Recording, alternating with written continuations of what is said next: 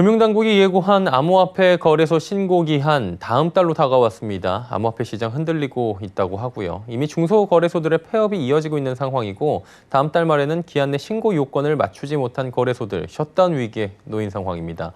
투자자들의 피해를 막기 위해 부실거래소가 정리돼야 하는 건 맞는데 가상화폐 전체 시장을 위협하는 건 아닌지, 또 가상화폐 현 상황과 폐업으로 인해 생기는 문제점들은 어떤 것들이 있는지 금융부의 윤다혜 기자와 함께 현황 짚어보도록 하겠습니다. 윤 기자 나와 있습니까? 네, 안녕하세요. 예. 암호화폐 중소거래소들 폐업 잇따르고 있다고 하는데 이유부터 먼저 들어볼까요? 네, 다음 달 시행되는 특정 금융거래정보법이 중소거래소들의 부담이 되고 있는데요. 특금법은 금융거래 등을 이용한 자금 세탁 행위와 공중협박, 자금 조달 행위를 규제하는데 필요한 특정 금융거래 정보의 보고 및 이용 등에 관한 사항을 규정함으로써 범죄 행위를 예방하고 나아가 건전하고 투명한 금융거래 질서를 확립하기 위한 겁니다. 따라서 암호자산거래소는 특금법 유예기간인 다음 달 24일까지 정보보고 관리체계, 즉 ISMS 인증과 은행 실명 계좌 확인서 등을 받아 금융위에 등록해야만 영업할 수 있습니다. 문제는 대부분의 거래소가 불확실성 리스크로 ISMS 인증과 은행 실명 계좌 확인서를 받기 어렵다는 건데요. 업계 관계자 얘기 들어보겠습니다. 지금 4대 거래소 이외에 중소형 거래소에서 또 투자를 하시는 분들이 많고 거기서도 유동성이 계속 일어나고 있는데 일단은 당장 다음 달에까지 이제 가상자산 거래소 신고가 통과되지 않으면은 사실상 폐업의 위기에 놓여 있는 거고. 업계에서는 국내 79개 거래소 가운데 90% 넘게 영업을 중단할 것으로 보고 있습니다. 이 중 ISMS 인증을 받은 거래소는 20개에 불과하며 여기서 은행 실명계좌 확인서를 받지 못하면 거래소 문을 닫아야 합니다. 거래소 폐업은 이미 진행 중입니다. 거래소 데이빗은 사이트 접속이 멈췄고 KDX, 코인2X 등은 거래가 중단된 상태입니다. 시행거래소는 2018년 자유입출금 용도로 KB국민은행 계좌를 개설했지만 계좌 발급 여부를 재심사하기 위해 국민은행이 거래를 끊어 입출금 거래가 불가능해졌습니다. 예, 특금법 조건 중에 하나인 은행 실명 계좌가 있지 않습니까? 이거 받은 거래소 지금 몇 곳이나 됩니까? 네, 은행 실명 계좌를 받은 곳은 빗썸, 업비트, 코인원, 코빗 등 4대 거래소가 유일합니다. 하지만 이들도 안심할 수 없는 상태입니다.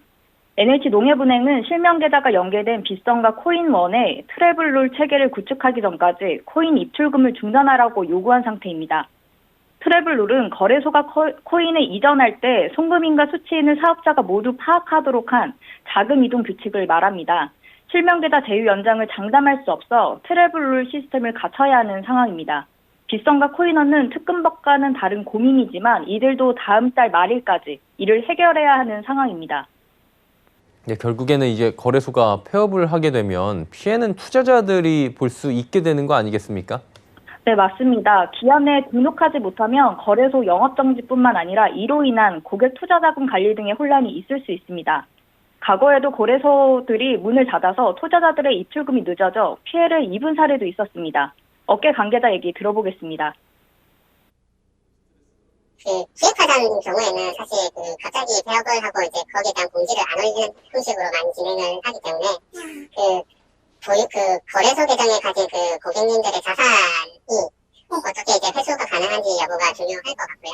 일반적인 폐업의 과정이라고 하신다면 이제 그런 정해진 기간 안에 출금이 가능하시도록 지원을 할 거라고 보고, 다만 그 과정에서 평가 같이 하락에 의한 그런 고객님들 자산이 조금 피해가 발생을 할 수도 있을 것 같습니다.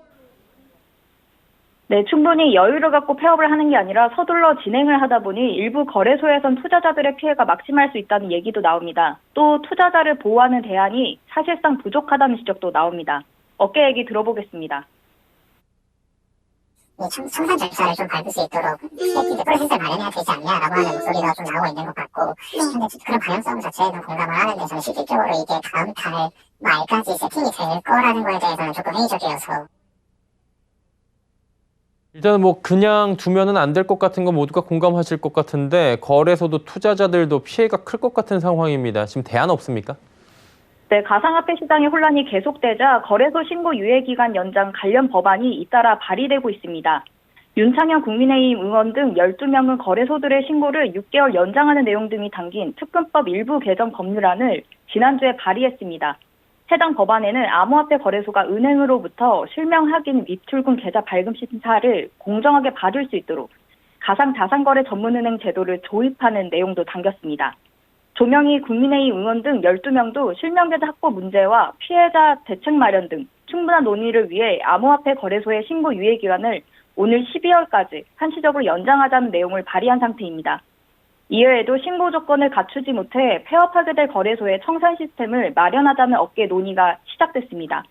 폐업하게 될 가상자산 거래소의 가상자산과 투자자 정보를 한 곳에 보관했다가 정보 신고를 마친 거래소로 이전해주는 시스템을 만들어 가상자산 투자자를 보호하자는 것입니다. 네, 이에 반해 금융당국은 거래소 신고 유예기간 연장 등 규제 완화는 어려울 것으로 보입니다. 암호화폐 거래소의 신고 요건에 대한 기존 원칙을 고수하고 있기 때문입니다. 금융당국은 신고 요건을 갖추지 못한 부실 거래소가 연명하게 되면 오히려 투자자들의 피해가 더 커질 것으로 보고 있습니다. 금융당국은 이미 거래소에 1년 6개월이라는 충분한 시간을 줬다고 보고 있어 규제 완화되기는 어려울 것으로 보입니다. 예, 거래소 줄폐업 우려가 지금 커 보이는데 대책도 시급해 보입니다. 암호화폐 시장 얘기였고요. 금융부의 윤다혜 기자와 함께했습니다. 잘 들었습니다. 네, 감사합니다.